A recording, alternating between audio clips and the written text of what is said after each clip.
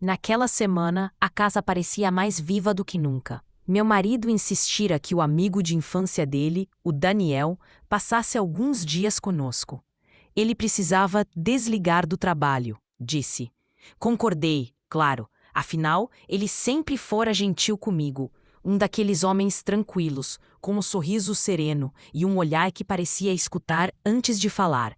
Desde que chegou, a presença dele preenchia o espaço de um jeito estranho, leve, mas impossível de ignorar. No primeiro dia, tudo era leve. Café da manhã na varanda, conversa sobre viagens, risadas espontâneas. Daniel tinha 35 anos e um jeito calmo que contrastava com o ritmo acelerado do meu marido. À noite, eles ficavam horas lembrando histórias antigas, enquanto eu, entre um riso e outro, os observava. Era bom vê-lo feliz assim, mas em algum momento comecei a notar que Daniel também me observava, discretamente, como se me estudasse em silêncio. Na segunda noite, já estávamos todos à vontade. Depois do jantar, meu marido foi dormir cedo. Tinha uma reunião online na manhã seguinte. Fiquei um pouco mais, recolhendo os copos da sala. Daniel apareceu na cozinha, oferecendo ajuda. O silêncio entre nós era estranho, não incômodo, mas cheio. Ele falava pouco, e quando falava, havia pausas que diziam mais do que as palavras. Sorri para disfarçar o nervosismo. Ele também. E por um instante, senti aquele frio na barriga que a gente tenta ignorar. Despedi-me rápido e fui dormir, tentando afastar aquele pensamento. Mas naquela noite, o sono não veio fácil. No meio da madrugada, acordei com um som leve, passos lentos pelo corredor. Olhei o relógio. 2h47. Pensei que fosse o vento, até ouvir a maçaneta girar devagar. A porta se abriu. O quarto estava quase escuro. Apenas um feixe de luar atravessava a cortina. Meu coração disparou.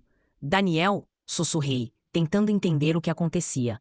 Ele parecia distante, com um olhar perdido. Por um instante, achei que estava acordado. Mas então ele murmurou algo baixo, incompreensível. E percebi. Ele estava sonâmbulo. Fiquei sem reação. Tudo em mim dizia que eu devia acordar o meu marido, mas algo naquele instante me paralisou. Era como se o tempo tivesse parado. Daniel se aproximou devagar, o rosto sereno, os passos silenciosos. Parou ao lado da cama, como se buscasse algo ou alguém. Daniel, falei novamente, quase sem voz. Ele respirou fundo, os olhos meio abertos, e disse, num tom suave: "Eu sonhei com você." Aquela frase ficou no ar, pesada e doce. O quarto parecia respirar junto comigo. Senti o ar rarefeito, o coração em descompasso, e por um instante, o mundo inteiro se resumiu àquela distância de poucos centímetros entre nós. Fechei os olhos por um segundo, e o silêncio pareceu se transformar em algo que eu não consegui explicar. Não lembro o que aconteceu depois, ou talvez lembre demais. Fragmentos voltam, às vezes, quando o vento toca a cortina, o som da respiração dele, o calor de uma presença que não devia estar ali, e uma sensação, entre o medo e o desejo, que me fez esquecer do relógio, do marido, de tudo. Quando despertei, o quarto estava vazio.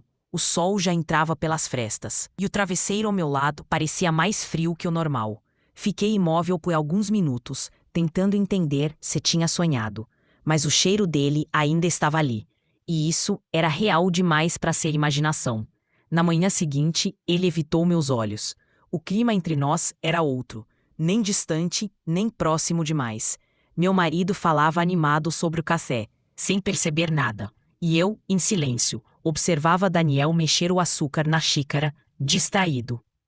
Como quem tenta esconder um segredo dentro de um gesto banal. À tarde, cruzamos no corredor. Ele parou por um instante, olhou para mim e disse apenas: "Eu dormi bem essa noite. Acho que não andei por aí, né?" Sorri nervosa. Não, nada demais. Mas a forma como ele segurou o olhar me fez duvidar se ele acreditava nas próprias palavras. Quando Daniel foi embora na sexta-feira, se despediu com um abraço rápido.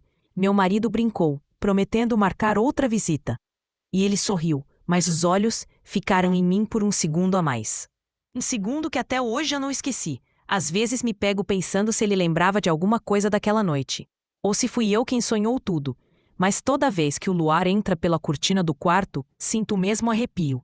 E lembro que, sonâmbulo ou não, Ele me acordou de um jeito que eu nunca mais consegui adormecer igual.